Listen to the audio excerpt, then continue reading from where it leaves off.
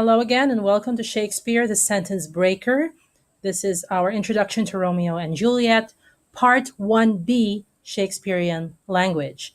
In Part 1A, we talked about the strange sentences that Shakespeare normally uses, and one of them is the inversion strategy, where he starts with an object followed by a verb or a subject, or a verb followed by a subject.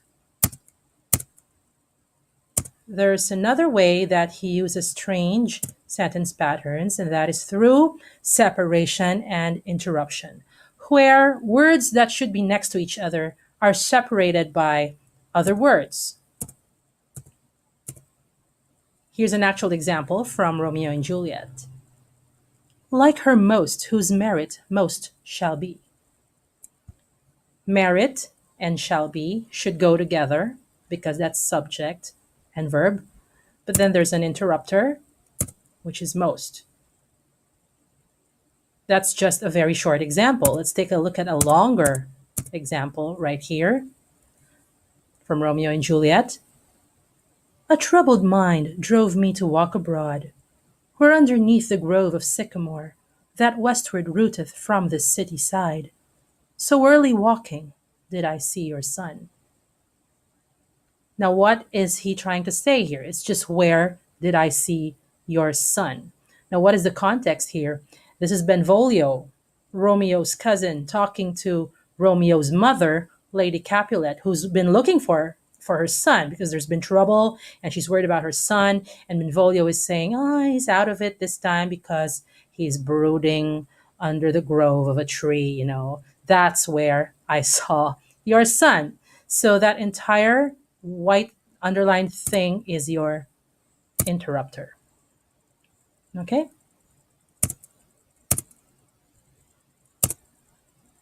Now, after inversion and separation and interruption, the third kind of sentence pattern that Shakespeare uses is omission.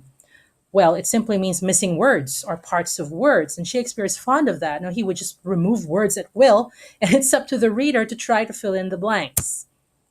Okay? In conversation, we also tend to omit words after all. So we say got it instead of you got it. And Shakespeare does the same thing to a more poetic extent. Okay, this is an example. Where you by rather than were you nearby? Now, why is he doing this? Remember iambic pentameter? He wants to make sure that the patterns are working in his sentences. Okay? Where you by? So it starts with a stressed syllable. Were you nearby is unstressed, unstressed, stressed, stressed. It's not really iambic, right?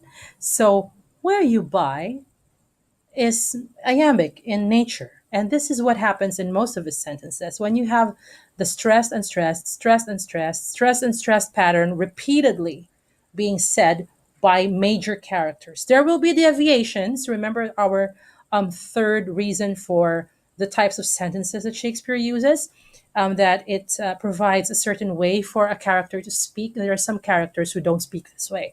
But Romeo, Juliet, Lady Capulet, Lady Montague, and all the more upscale characters would tend to be very poetic, and therefore they will be using iambic pentameter.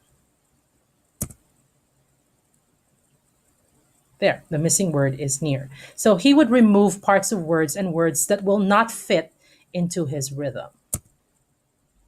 Oh, but soft, meaning wait.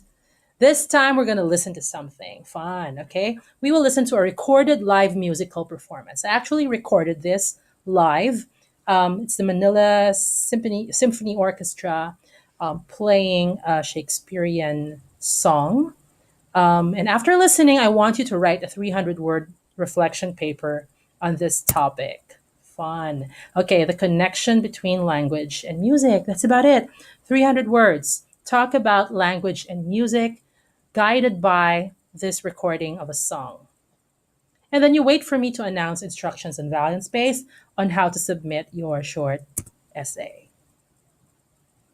Okay, so before C,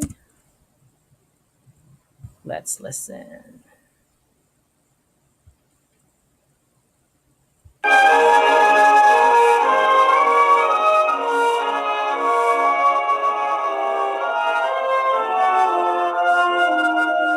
So this is the Romeo and Juliet overture. The Manila Symphony Orchestra performed this during a show at the Ayala Museum in celebration of William Shakespeare's 400th anniversary.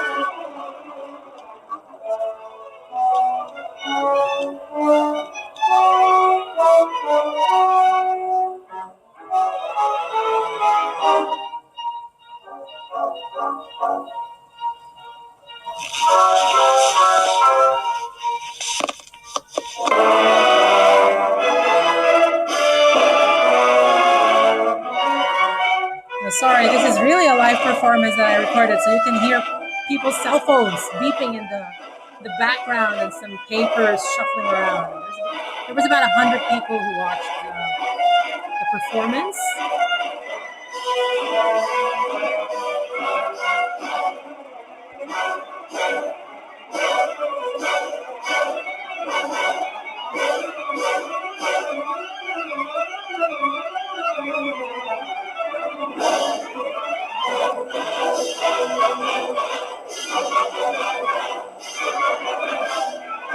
You can Google Romeo and Juliet Overture so that you can listen to the original and much cleaner version of this classical masterpiece.